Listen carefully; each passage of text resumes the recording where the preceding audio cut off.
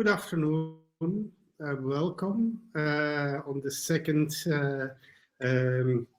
day of the RC21 Conference. It is 12 o'clock Central European time. So we start this conference today for the second day. It's my pleasure to introduce the keynote of Friederike Landau, who I will introduce in some minutes. But before that, I have to do some technical announcements for you to know.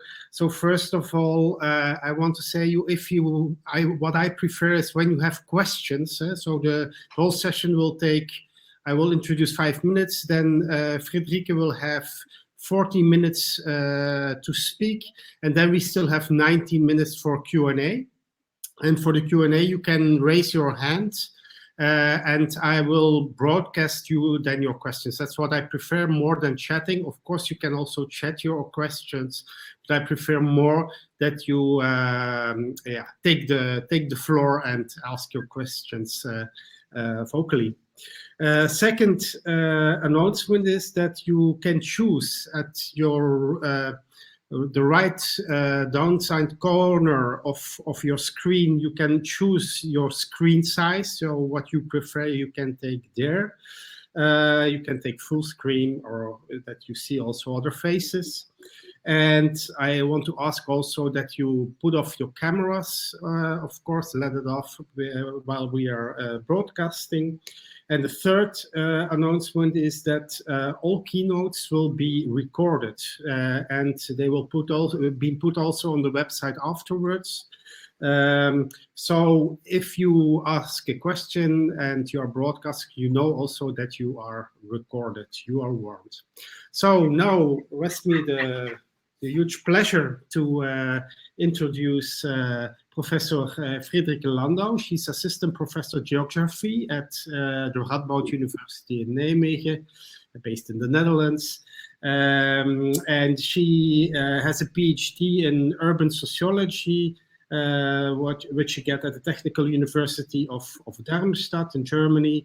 And she has an MA in political philosophy, Brock University. And I think she combines those two very well in her research, which focuses on politics and public space and contested narratives around the creative city.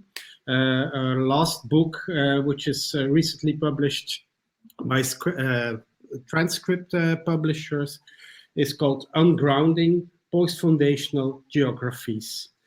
Friederike, you have the floor. Great, thank you so much, Pascal. First of all, I want to say thank you for organizing and inviting me to this lecture. I'm aware that we live in ongoingly difficult times and complicated times. So yeah, a very big thank you to Elisabeth Stein and you, Pascal, for organizing this. Thanks also to ARIA, the Antwerp Research Center for the Arts, for co-sponsoring the session. To all the participants, I wish I would see your faces instead of my own on the screen, but we'll just deal with it as it is. Also, I need to mention that I got my second COVID vaccine earlier this week, and I've been feeling a bit like I've been on a constant, glass of white wine for some of this week. So bear with me for the next 40 minutes.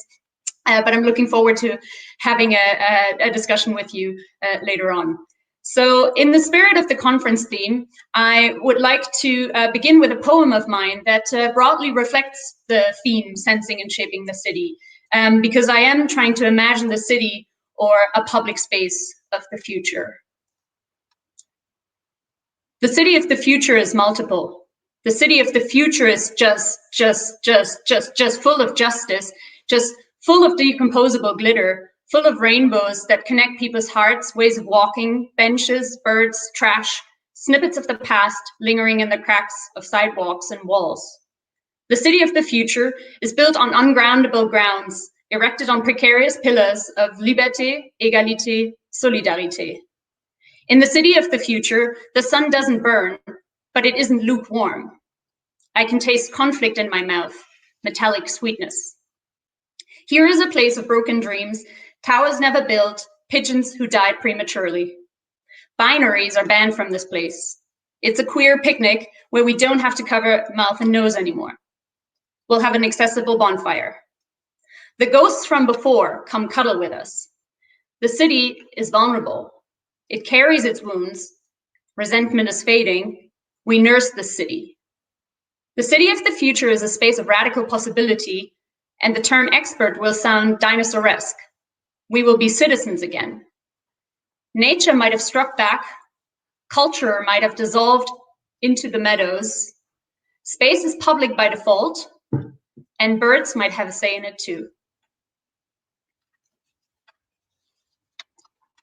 So in the following, I want to interweave two theoretical trajectories of infrastructuring and political theories of conflict and difference to push for an infrastructural conception of public art.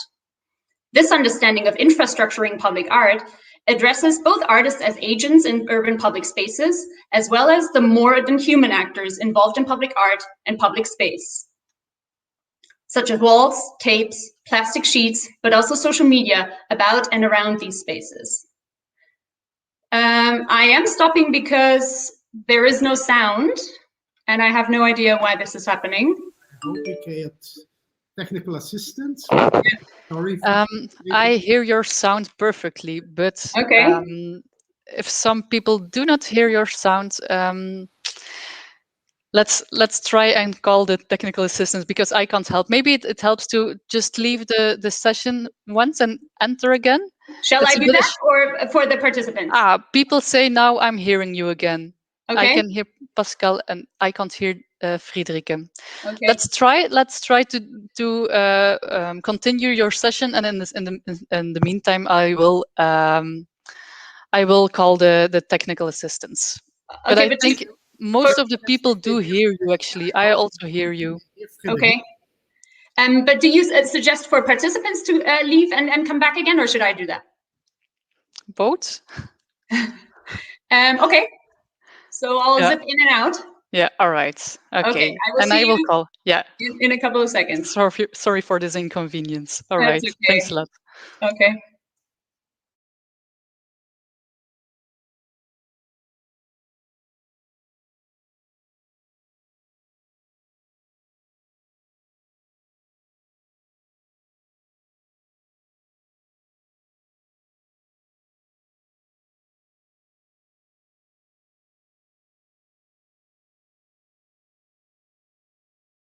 And can people hear me now?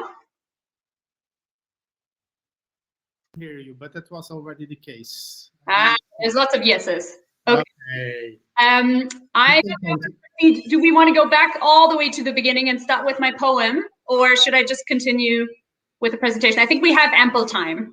I think a lot of people want to hear your poem. So, okay. Sorry. Let's do it. No. The city of the future is a concern for us all, so I'll go back to that.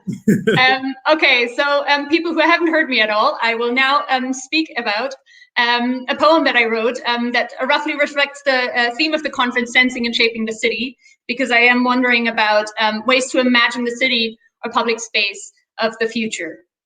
So here we go, and I hope this works. The city of the future is multiple. The city of the future is just full of justice, full of decomposable glitter, full of rainbows that connect people's hearts, ways of walking, benches and birds, trash, snippets of the past lingering in the cracks of sidewalks and walls. The city of the future is built on ungroundable grounds, erected on precarious pillars of liberté, égalité, solidarité.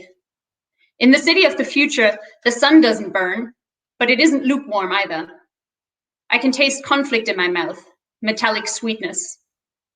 Here is a place of broken dreams, towers never built, pigeons who died prematurely. Binaries are banned from this place. It's a queer picnic where we don't have to cover mouth and nose anymore. We'll have an accessible bonfire. The ghosts from before come cuddle with us. This city is vulnerable. It carries its wounds. Resentment is fading. We nurse this city. The city of the future is a space of radical possibility, and the term expert will sound dinosaur-esque. We will be citizens again. Nature might have struck back. Culture might have dissolved into the meadows. Space is public by default, and birds might have a say in it too.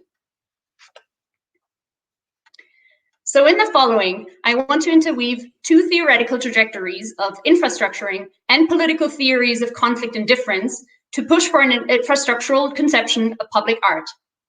This understanding of infrastructuring public art addresses both artists as agents in urban public spaces, as well as the more than human actors involved in public art and public space, such as walls, tapes, plastic sheets, but also social media about and around these spaces. By placing emphasis on the inevitable contingency in the sensing, shaping, making, and unmaking of the city, or assemblages of the urban, or whatever you want to call it these days, I draw attention to the constitutive conflictuality inscribed into and spilling out of urban public space filled with art. By looking at the contestations in and around public art pieces, drawing on my pre-pandemic ethnographic fieldwork in Vancouver's Chinatown, I will discuss one of 4 temporarily commissioned murals to draw out contingent constellations of people, places, histories, and things that together constitute what I will call the infrastructuring of activism via public art. With the trope of infrastructuring as a verb, rather than infrastructure as a noun, I am to conceptually attend to the myriad of practices, politics, and poetics that arise from exchanges between bodies, objects, spaces, and surfaces that are differently imbued with power. Via the lens of political difference, I differentiate, however not neatly or definitively, between politics and the political. With this difference, on the one hand, I scrutinize the planned and politically willed routines and practices of decision-making in urban politics. On the other hand, the political exceeds and constantly questions the sedimented form of politics, thus reminding of the contingent and mutable foundations of any formation of politics. Via political difference, in which claims and practices of politics and the political continuously contaminate each other, I argue we can better navigate through the multiple effects, affects, and imprints public art can bestow upon urban space, politics, and power. With these my preliminary reflections, in short, I hope to nuance a political understanding of public art as medium of placemaking that shapes and makes us sense the city. First, I will unhinge the notion of infrastructure. Oh, and the GIF doesn't work. That's too bad. So these mushrooms are technically moving, which is my association with infrastructure. So I'm sorry about that. I will unhinge the notion of infrastructure anyways, which is often understood as sedate and solid structures, bulky buildings, concrete jungles, autobahns, tracks, trails, arrows, as well as cables, data, flows of bits and bytes as information infrastructure. You get the picture. Beyond these socio-technological accounts of infrastructure, I'm building on existing accounts that have qualified infrastructure as a matter of promise, as promised by Monique Lanat and others, as matter of politics, as framed by Colin McFarlane and Jonathan Rutherford. There is, as Jean-Paul Addy, Michael Glass, and Jen Nellis have recently proclaimed, quote, renewed interest in the politics of infrastructure that position them as the setting and stake of social struggle, end quote.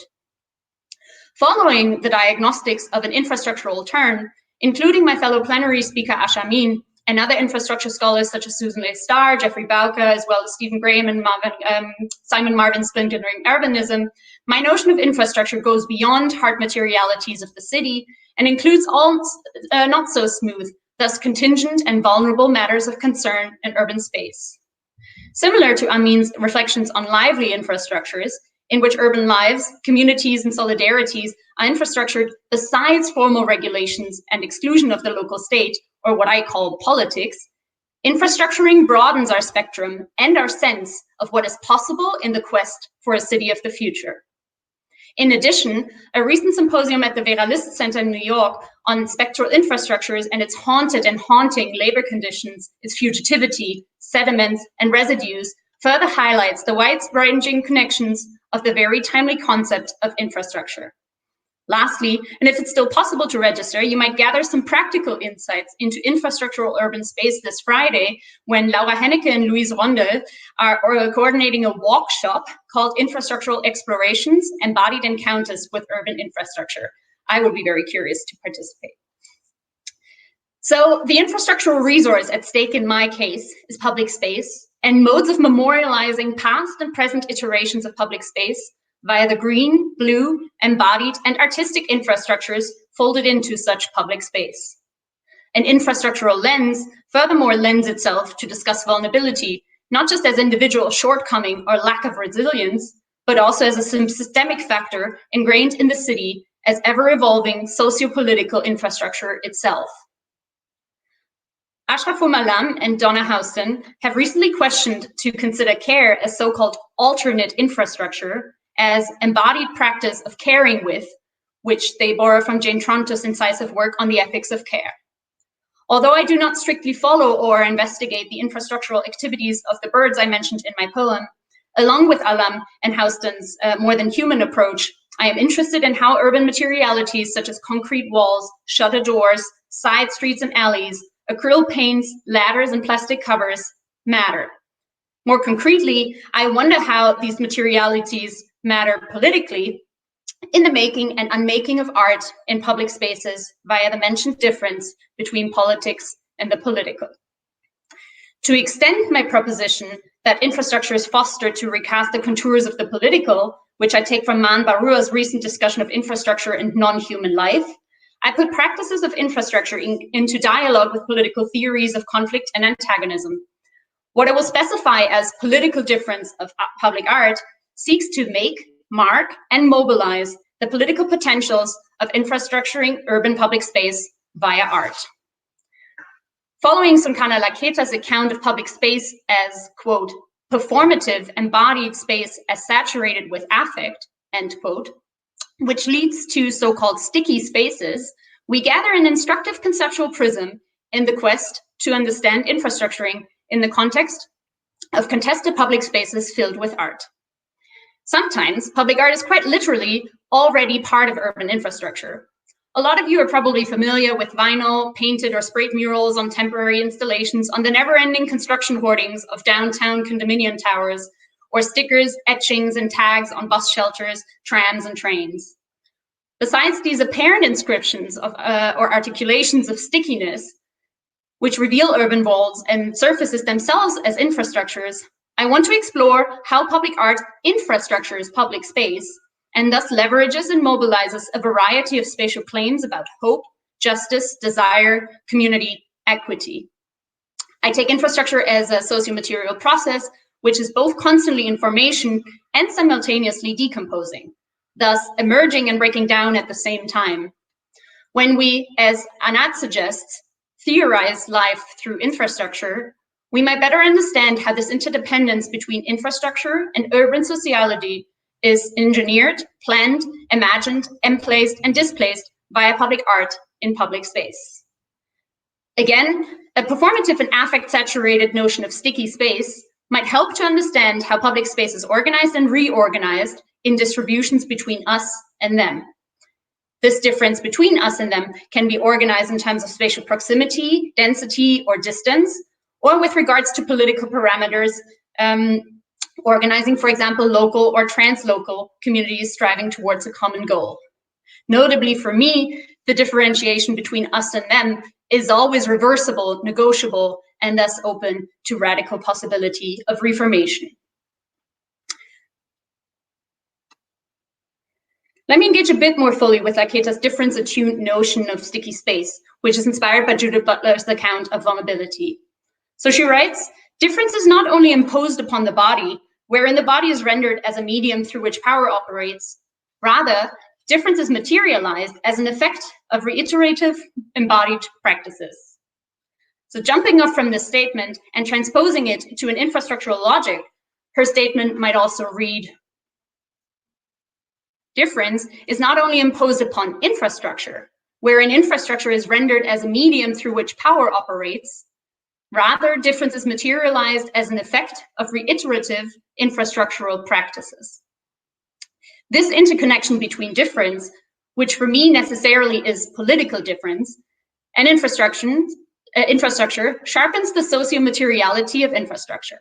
In other words, infrastructure is articulated via practices of embodied difference, and yet infrastructure also produces difference. To wrap up, I understand infrastructure neither as invisible by default, nor fully opaque, tangible, comprehensible, let alone controllable.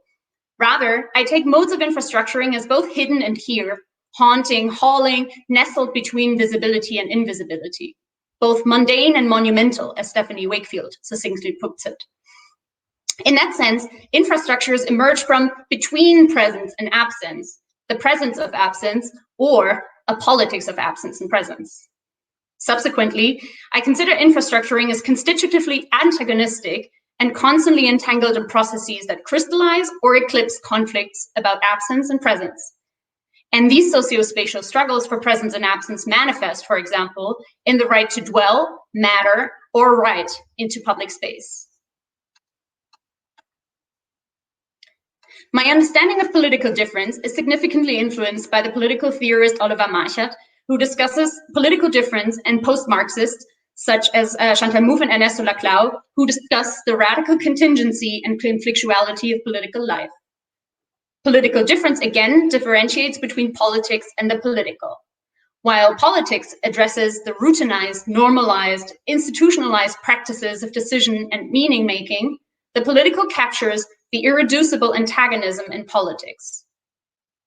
In this talk, I extrapolate political difference into the realm of public art and its multiple aspects of administration, curation, maintenance, reception, and vandalism to demonstrate how conflicting understandings of public space interrelate with critical artistic practices that write and rewrite, comment, critique, and confuse collective histories of heterogeneous urban communities.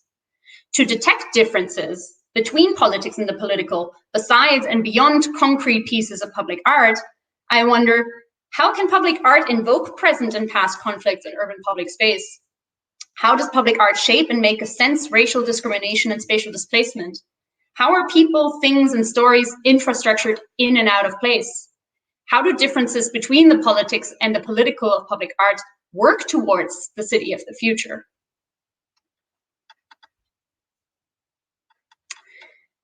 Beyond the mere proclamation of a politics of public art, as stated by Stephen Dubin in 1985, I set out to sketch a more nuanced and antagonistic framework of the political difference of public art. The political difference of public art appears as twofold. Again, those are not neat boxes, but a spectrum that is constantly interrelated, intermingled, and maybe sticks towards each other. So first, the politics of public art, in the narrower sense, addresses the logistical and bureaucratic efforts at interdepartmental coordination to realize, manage, and maintain public art projects. These politics follow more or less prescribed policy objectives, legal regulations, formalized procedures. The politics of public art condition, foster, or complicate the emergence of artwork in the public realm, thus delineating the scope of what and who is considered allowed to take place as public art, and what and who isn't.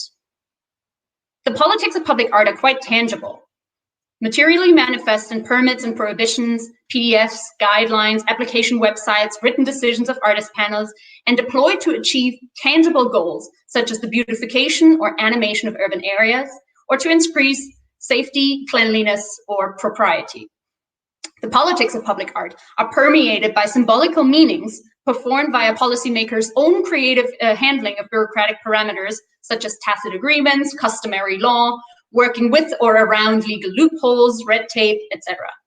In short, the politics of public art tentatively mark the official sphere of political decision-making and power to state what counts as public art and what doesn't. Second, the political of public art both exceeds and subverts the realm of the politics of public art by revealing normative, or some would say ideological presuppositions inherent in understandings of both public art and public space. The political of public art overflows the concrete materiality and functionality of specific artworks. It is other, or as I would say, different from discrete public art projects. The political of public art ungrounds politics by reining in the unruly, the unsanctioned, not so legal, temporary, playful, ironic, ghostly. Crucially, the political of public art contributes to existing scholarship on negative associations and affects that public art can involve, such as Caitlin Bruce's work on murals' potential to question racial violence and neo-urban development. In contrast to the politics of public art, which occupies realms of order or legality, the political of public art then challenges and speculates not only on what is allowed, but more extensively on what is possible with and via public art. I argue that both the politics and the political of public art matter to understand the complex meanings, functions, and affective responses to urban public art. Yet, the formal bureaucratic implications and intentions of the politics of public art and its potentially counter-hegemonic or political implications need to be studied in their difference. In relation to an infrastructural epistemology, this difference might be able to unpack the political difference of infrastructure as well, but that will be another project. So, in sum, this heuristic instructs us to remain cautious and to assume infrastructures as neither always political nor fully neutral or simply there. In sum, by differentiating between politics and the political of public art, I shed light on how public art is infrastructured politically.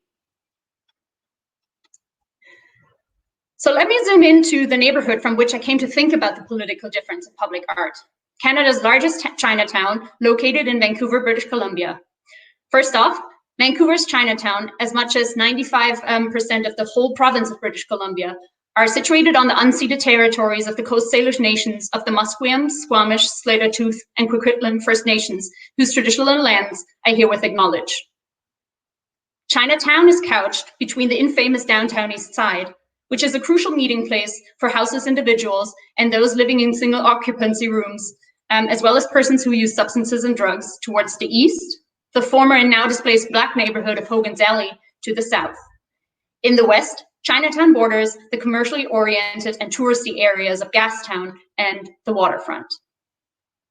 Being Canada's densest city, and in comparison with other global cities, that doesn't mean so much because they're 10 times more dense, but being Canada's densest city, Vancouver hosts a very heterogeneous array of people from different ethnic and socioeconomic backgrounds in a very tight place.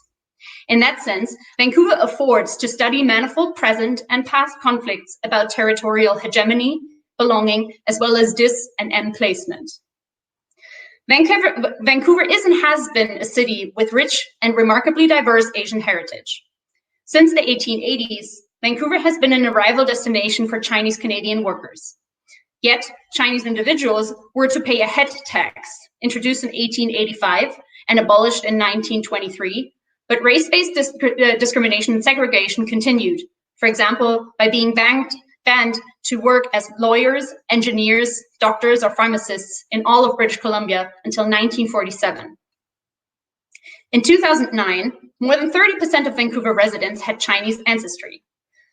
While traditionally many Hong Kongers arrived in Vancouver, leading to nicknames such as Hongcouver or calling Vancouver the most Asian place outside of Asia, these days, Vancouver hosts more immigrants from mainland China and Taiwan, but Hong Kong influences remain very present in Chinatown businesses, especially the restaurants and cultural events.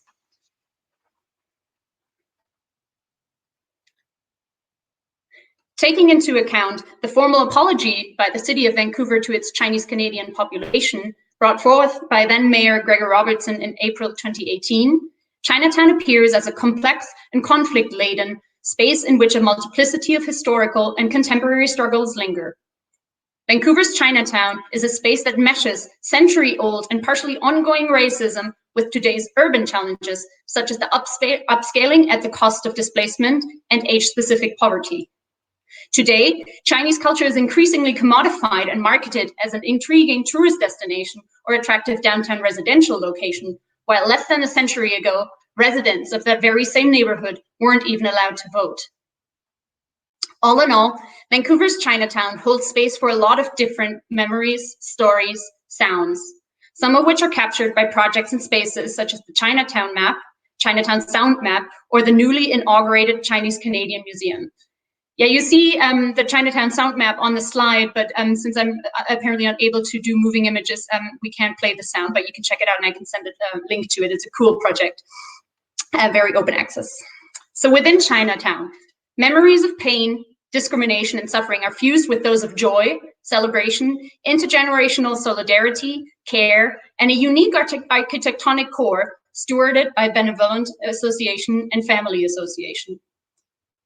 Beyond the central downtown location of Chinatown, Chinatowns in Vancouver have also shifted, moved, and spread to be in more suburban areas such as Burnaby and Richmond. hence doing the work of infrastructuring on their own intergenerational and multilingual mobilities. With Kay Anderson, and in line with an infrastructural mindset, I consider Chinatowns not as one discrete or fixed place, but as a socio-spatial trope produced by Chinese and non-Chinese, human and more than human economic, political, and cultural actors who differently shape and manage meanings and identities of place. It is within this context of multiple spatial and memorial politics of Chinatown and the city's official recognition of the historical discrimination and exploitation of Chinese Canadians that the first ever Chinatown Artist Call was launched in the spring of 2019. Administered by the local engineering department, a number of newly commissioned murals should promote Chinatown as a, quote, living symbol of how Chinese Canadians have overcome hardship and discrimination to help conserve Chinatown's living culture, end quote. In addition, the murals were expected to, quote, contribute to an enriching public realm in Chinatown for residents and visitors through artwork, and encourage artists to think critically about Chinatown's living heritage and its representation in the public realm, end quote. While there is other very interesting debates about living culture, living heritage, tangible or intangible heritage in Chinatown that are paired with its ongoing pathologization or the proclamation of its death and its disappearance, what I want to discuss in the remainder of my time today is the subtle tensions, differences, and conflicts between the politics and the political of public art at one of Chinatown's muralized walls, to ground what I have conceptualized as practices of infrastructuring political difference through public art. The piece, 8 Immortals Crossing the Sea, by the Vancouver-based artist collective Bagua Artists Association, consists of artists Catherine Meng Wanji, Sean Chao, Xinghui Feng, and Huan Liu. It paints the Chinese myth of the 8 immortals, each equipped with power to be bestowed upon a vessel that can give life or destroy evil. The 8 immortals are a remarkably diverse bunch. The myth tells the stories of 8 differently abled, aged, resourced, and gendered saints, including male, female, and gender-fluid characters. Amongst them is an elderly immortal, an artist, a saint with mental illness, an immortal associated with death, a saint poet or scholar, and a prince. It becomes apparent that each of the immortals has special capacities and weaknesses. Also, often depicted on a boat and or surrounded by water, the immortals are emblematic for a voyage, travel, or as contemporary urban scholars might say, trajectories of translocal migration. In other words, the motive pitched and shortlisted for the Chinatown Artist Call is strikingly timely and relevant in contemporary societies striated with transnational migratory movements and Asian diasporas. In interview, a Bagua artist reflects on this temporal entanglement as follows. They say, the immortals have so many different metaphors. They sound of Chinatown, of immigration, but they also remind of contemporary issues and people that are living and working in Chinatown, end quote. In other words, the mural evokes multiple senses of time and possibly also senses of place, bringing to the fore the historical continuity of trans-Pacific migration, the hardship related to migratory experiences for centuries, and racial stigmatization that often comes with it. So the Bagua artist mural is placed on a private wall next to or on the side of Liangyu bookstore, located on Georgia Street in downtown Chinatown. In contrast to other pieces of this Chinatown mural commissions, which are placed on city-owned walls, and I can get into those politics as well. To proceed towards an infrastructural and political understanding of public art, let me illustrate one of the subtle, visible or not so visible, yet in any case affective oscillations between the presence and absence at play in this piece of public art to draw out the political difference of public art. So upon invitation by an artist panel, the Agua Artists Association began their extensive painting work in the summer of 2019 on the assigned location of the bookstore's alleyway, which you can see here. While the location has not been explicitly criticized by the Bagua artists, they do describe the designated alleyway as, quote, quite scary, a bit grungy, there were trash and needles, end quote. With this, The artists refer to the frequent and often public use of substances and drugs in the neighboring downtown East Side, which also takes place in Chinatown. The sense of place, then, described by the mural artists who have their studio in the nearby Sunhua Commercial and Studio Center, refers to a locational environment that takes up motives between experiences and depictions of risk, stigma, and harm on the one hand, and brightness, hope, and mutual care on the other.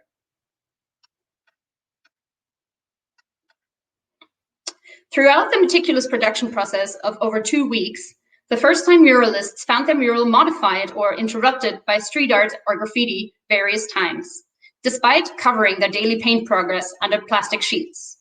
One morning, upon returning to work, the Bagua artists encountered a graffiti inscription with the tag "Refugees Welcome" on the mural site, which you can see here. This unanticipated interjection mobilizes what Caitlin Bruce calls a, quote, space open with a resonant history, end quote, or maybe a resonating space, or maybe even a sticky space, saturated with affect, as Laketa would have put it. The graffiti tag, however ephemeral and hastily sprayed it comes across, takes this space in a political way. Literally, the tag requests attention to one of the most or main political messages of the global pro-refugee activist movements, who circulated hashtags such as "Refugees Welcome" or "Leave No One Behind" worldwide, both digitally on social media and materially on placards, posters, banners, shirts. The claim itself appears infrastructural, both material and symbolical, social and technopolitical.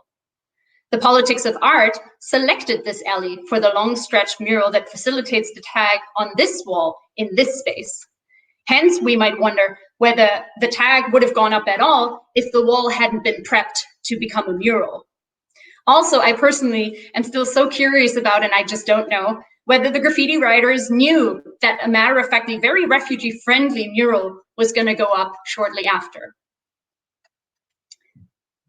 In any case, the muralized wall and the constellations of paint, wall, permit, promise, plastic sheet, and painting artists elevates this whole to an infrastructural medium that reconfigures and rewrites a space through the occupation of a site. In this sanctioned place-taking, the mural infrastructures new possibilities and relations between the past and present meanings, uses, and affects in, of, and about this alley space.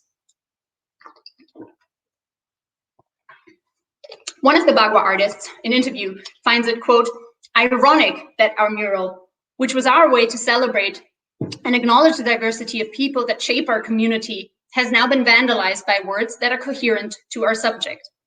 We wanted to show the history and difficulties and adversaries that one had to face and overcome to flee and migrate to Vancouver, Chinatown, the place they now call home, end quote. While Bagua uses the dismissive terminology of vandalism for the tag, they decided to paint over and thus, in a way, incorporate the tag as another layer of sticky space within the mural. The artists decided to, quote, not clean off the tag. Instead, we painted the 8 immortals on top of it, the characters in whom we see representations to real people that have crossed the sea, who arrived in Chinatown and took root in this community from all over the world, end quote. In sum, even if not entirely voluntarily, the mural actualized a space of polyphonic political commentary, elicited by, first, local authorities' instruction to paint this wall, and second, the city's urge to finish up painting quickly so they could seal the mural with a very resistant anti-graffiti coating. An alley space was transformed into a place where both the politics and political of public art meet. The officially commissioned artwork works as a signifier of what is wanted, or more broadly, allowed in this space, was flanked by an uninvited and unplanned form of street art that entered into that very space, pointing to what and who else would have been possible in that very space. By painting over the tag, arguably, the tag still lingers in some way as part of the infrastructural mural holding space as a palimpsest of difference. In sum, the mural graffiti nexus resonates with what Marina Wischmidt calls infrastructural critique. Such critique is situated between, quote, not everything and not nothing, end quote. This negative logic of neither being fully complete or present, nor being fully absent, slots well into an infrastructural logic of the political difference of public art. In addition, the term not everything and not nothing encapsulates the radical contingency of artistic production and placement of art in public space, and the multiple receptions and responses to public art. With such infrastructural critique through public art, public space is, in a not nothing kind of way, animated as planned, but also in a not everything kind of way, permeated by unforeseeable commentaries on walls and in alleys. With regards to the politics of space of the mural, the political of public art, exceeding and subverting the planning-oriented preconditions of the politics of public art, has been shown. The political, in a nutshell, emerges from within the parameters of politics. The graffiti tag, again, as unsolicited component of the infrastructured mural, amplifies how painstaking walls can act as planes to leverage and negotiate conflicts about the presentation, representation, and stories of diverse communities in urban public space. Via the spatial inscription of a message of the political at large, rather than the narrow scope of politics, into a wall that was commissioned to matter as a reconciliatory and commemorative tissue, the wall and graffiti tag together articulate the alleyway anew as a contested public space. The tag informally inscribes another different meaning to the planned objective to beautify and enrich public space. Because both the space and the artwork are constitutively unfinished, not everything and not nothing, because they're vulnerable, contingent, and constantly open for reinterpretation, resignification, this work of public art shows how infrastructuring public art through political difference takes place and takes place.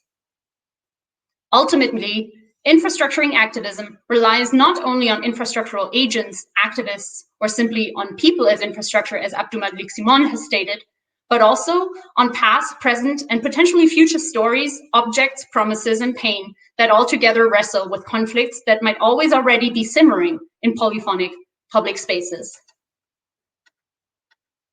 Drawing all of this to a close, I hope to have shown how public art is not solely dependent on and determined by the people who are asked to make it, administer it, or look at it.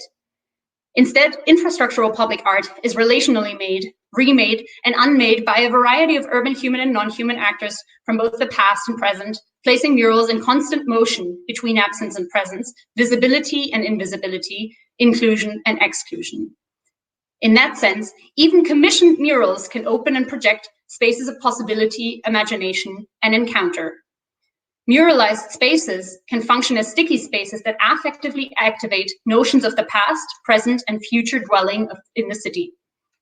These affective encounters might resemble Linda Lapina's understanding of affective repertoires she discusses when dancing with a billboard in a gentrifying neighborhood in Copenhagen. For Lapina, affective repertoires are, quote, do not denote human emotional capacities to feel, but rather the capacities of a site to evoke and afford a range of affects and encounters between bodies and space, end quote.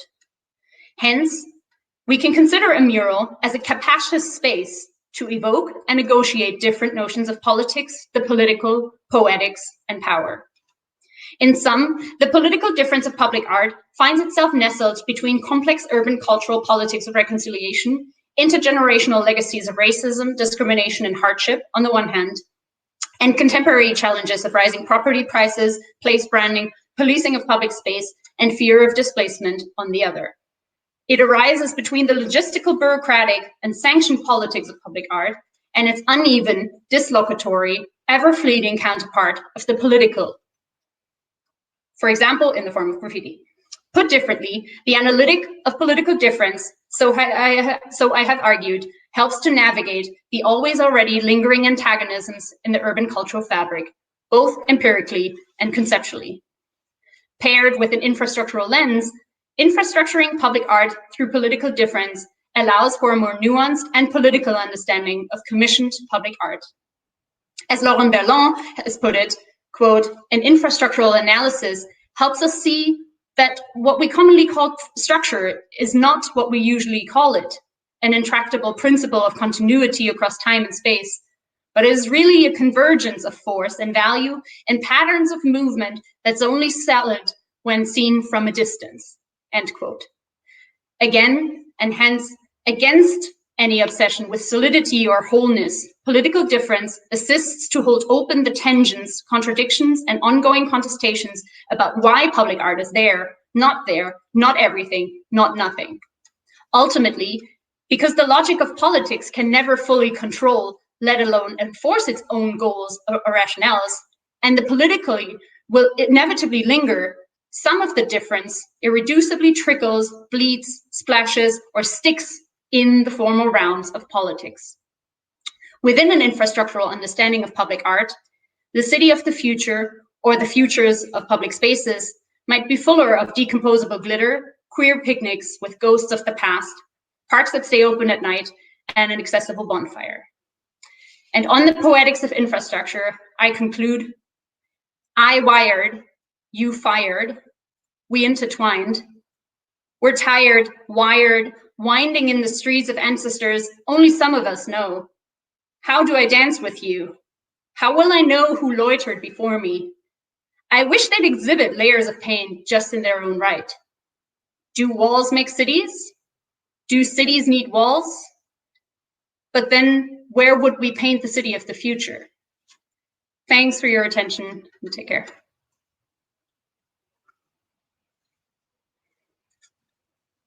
Thank you very much, Friederike, for your inspiring lecture, which is also poetic. I like it very much. It's not used, I think, in academic conferences, so I'm very glad with that in the session of ARIA. I want to ask the public or the audience if they have any questions, and you can question just by raising your hand, and then I will broadcast you if you feel comfortable with that. At least I just prefer this. One more question from the local organizing team. Is everyone who is now in the audience, does everyone hear Friederike? Yeah, that's a good question. Because there was a bit of a problem, but I think the people who are inside, if there are any problems, please let us know in the chat. Okay, that's good to know. All right, then you can go further. Okay, thank you, Elizabeth. Are there any questions?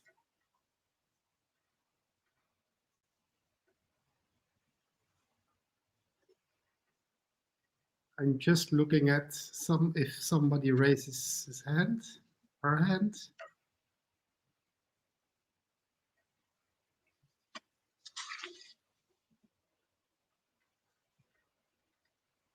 Can't really see how many people are in the room, so I'm 22, I see. Okay. Without us. Checking.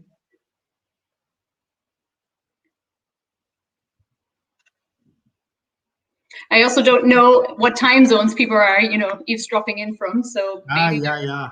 In their pajamas on an early morning, and they're not really up for it. I'm on holidays, but not in my pajamas. So this is. You hear me? Did we finish the screen sharing? Yeah, that's good. Hey. I just checked for last time, and then otherwise I have a question for you, but I want to be polite and first give the floor to the public. There is a question from Jason. We want to read that out or something? Yes, from Jason, but that's in the chat. I see it. Sorry. Yes. So Jason asked a question: did you follow the happenings with the Marcus Rashford mural? Yeah. Well, thanks for your question, Jason. That's definitely worthwhile. Putting the political difference analytic on top. I must admit that I followed it as a human, but not as a researcher. I tried to figure out how to turn this analytic of political difference of public art into a broader conceptual framework, basically, right? So the way this came about, I hope I made clear, comes out of my, fairly locally bound ethnography of the Chinatown murals in Vancouver. But I do believe we could look for the politics of public art and the political of public art that's happening within or beyond those parameters of the politics, also in other places. What I learned coming back from Vancouver, somewhat unexpectedly because of COVID, so my postdoc there was basically decimated, so I only stayed 6 months instead of a whole year, is that notions of conflict really matter on the local ground. So, of course, my understanding of conflict is, more ontological and more theoretical, but how conflict attuned people are and how people want to talk about conflict really makes quite a difference depending on where you are. So if I would be looking at this in a British context or in, the year 2021 as opposed to 2019 or 20, I think lots of broader issues have kind of segued in that might contribute to politicize the political difference of public art even further. So thanks for the suggestion. Maybe that's where I should go next. But I haven't actively incorporated into thinking about this talk. Okay. I don't see other questions, and I have 3, but I will start with one. It's for me, it's interesting, of course, when you're talking about commissioned art, that it's what interests me is the ambivalence of it, and especially it's what I think always it's political potency, but also it's it is always the chance that it becomes neutralized or aestheticized in a way, the political action. So I was wondering if you could reflect a little bit more on what I call, in your words, the politics of the political of public art. I mean that also politicians nowadays are translating or incorporating, I think, sometimes critical art, etc. And it fits very well in what Marcuse would call repressive liberalism. And so it can play literally a role to vandalize problems, etc., but just also to aesthetize it and neutralize it and doing nothing politically with it. So I was wondering also, with this mirror you described, do you see this also, this kind of tension, let's say, between those two concepts of politics and the political? Yeah. And I mean, with 2 terms, I'm still aware that it looks a bit like a binary, and I just spanned the binaries from, my queer picnic scenario of the future of the city and stuff like that. I am aware that both within the politics and also within the political, which is arguably the more emancipatory category, there is things like complicities or co-optations of the process. I do have a paper forthcoming where I explicitly talk about the post-political implications of this all, because in the first place, we need to question or just be aware that these artworks are being commissioned by the local state in whatever public-private arm's length kind of form they are being put forward, but still they are an extension, maybe, in some ways, of the local state. And in that sense, maybe not everything is possible. I am still trying to see these subtle, crossings or the interstitial spaces between the politics and the political in public art. So I do think lots of contemporary art production takes place in conditions of neoliberalism and the aestheticization of everything. And in that sense, it's difficult to get a start. But at the same time, if we kind of subdue to this nihilism, and in that sense also subscribe to the fact that we live in a fully post-political era, then I'm wondering, what do we do then? So in that sense, I still, listen to artists' stories and see how they evaluate the place or how they feel like they were getting responses to their artwork. And in that sense, also not only consider the actual piece that we see. I know I focused quite a lot on the concrete wall, but there is a whole other locational environment around the mural, right? So for example, the Bagua Artists Association also had a series of storytelling sessions in Cantonese and in English and in Mandarin. So they've been trying to create community. They've been trying to create encounters beyond the physical, the tangible piece of this commission. And that was on their choice. So I think there's lots of things that are kind of on the fringes or, in the infrastructural logic, part of that infrastructure of the mural, which is not only the mural itself.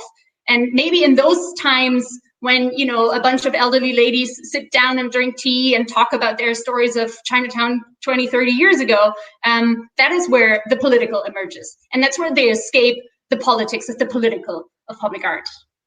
So that's an attempt of an answer for you. Hey, thank you. It's quite interesting. Yeah, it's for me very, it's about ambivalence we are a lot busy of deal with in our research, and also when we talk with politicians who give with the best intentions sometimes give commissions, save problems, etc. I'm just looking if there are other questions. Otherwise, I have another one, and this is a more philosophical one. I don't know. Yeah. But that's it's related to your ending, which I hear. In a way, a plea for, let's say it, instability, change. You say, or even the structure can be, in my words, moving or needs to be made more liquid. My reflection on that is, of course, this is also the, for me, and sorry for being unpolite, this is also the neoliberal newspeak. Everything needs to change. We need to but I was just wondering, of course, you have it about something different. I know this. So this would be not honest for me to say it like that. You're definitely looking for another change. But my concern is something else. I was wondering is, when everything, and I'm referring, of course, to Sigmund Bauman, when everything becomes liquid, don't we need again something else? And this sounds conservative, I know. Don't we need again a kind of stability, ground under our feet, and could also public art maybe gives this kind of feeling of stability, but also not only give the feeling, I hope, but also really reground. I was wondering how you were standing to this relationship between change and stability. Yeah. Well, first of all, I like the provocation of thinking about whether and how I might be a neoliberal. So let me play it back to you. I think what I mean with this sort of like plea, like you said, for attending to contingency and attending to some sort of like state of ungroundedness ties back to a very different ontology, which is that there is no such thing as stability in an ontological sense. It's for good reason that we just published a book that's called Ungrounding, and the un is in brackets. So it also addresses this ongoing and sort of like unresolvable tension between attempts at grounding, so, you know, social constructions, socio-spatial constructions of meaning, but also the permanent dislocation and questioning of that. And I think, you know, I don't know, let's borrow from Donna Haraway, and let's say it's not about staying with security, but it's staying with antagonism. And I think that's the difference where you cannot call me a neoliberal who wants to just modify, liquefy, and flexibilize everything. This appeal or plea to stay with antagonism, which is an ontological kind of conflict that cannot be resolved, but only be, you know, ablated or turned into moments that are less conflictual, but more agonistic. I think that does change our ways of being in cities. And it is, I mean, also with the term of infrastructure, it is a little bit about mobilizing things, and it is a bit about liquefying things, even though I don't think I used that exact term. But it is about coming to terms with the contingent origins of everything that we do in cities, so that we become aware that there is no ground, both spatially and politically, or no reason, no foundation to the things that we do, but that we then, on top of this absence or abyss, as Heidegger had called it, you know, start to make sense of the world, but always get back to that radical absence and contingency in space and in meaning. And I think that's quite different from a liberal who assumes, if we do this right, if we get a pretty mural on the wall, if we just all stay flexible and self-employed and never ask anything of the state, the world will be fine. You know what I mean? That's a very different telos of society, basically. So yeah, I just thought of that thing with staying with the conflict or antagonism. Maybe that's my credo, and hope again that kind of addresses your question. Okay, thank you. Thanks. Looking again for questions, and otherwise, no, I don't see. I've just one, and this is an open question, but and probably you, yeah, I don't know if you studied that, but I've seen that you have also written about COVID-19 and the impact of COVID-19 on the cultural sector. I was wondering, related to your lecture, then also, how do you think that COVID-19 affected also the political potency of public? Yeah. That's a really good question. I mean, let me just preface with saying that the crisis is actually how I came to the trope of infrastructures, because I wrote about cultural infrastructures of vulnerability in this sort of like also very personal period of my life where, you know, I left Vancouver very abruptly, was back with my parents for a month, and, you know, lockdown was happening around me and I just couldn't make sense of the world. And yeah, looked a lot into notions of vulnerability and of infrastructuring in how we, you know, transform institutions and should maybe think about infrastructures rather than institutions. But with regards to how COVID influences all of these things. I mean, in the case, for example, very concretely of the Chinatown murals, the 2 years that they have been commissioned for are basically up. So the murals went up in August, September of 2019, when I was just arriving in Vancouver. So I saw the sort of like revealing ceremonies, and they have all been commissioned for 2 years. And I just followed up with the artists last week. Again, there's 4 murals and I only talked about one. I'll actually talk about all 4 on Friday in my presentation. And they said, well, you know what, the murals are still up, and it's basically up to whether they're on private or on public walls, whether there will be funds to, you know, do touch-ups, to do some maintenance work. But as one artist said, murals and public art are not really high on the item list, on the agenda for local politics in Vancouver right now, and very understandably so, maybe. At the same time, we've also seen a flourishing of art in public spaces throughout the pandemic, right? Again, specifically in Vancouver, there was lots of murals on the wooden panels that were closing off shop windows.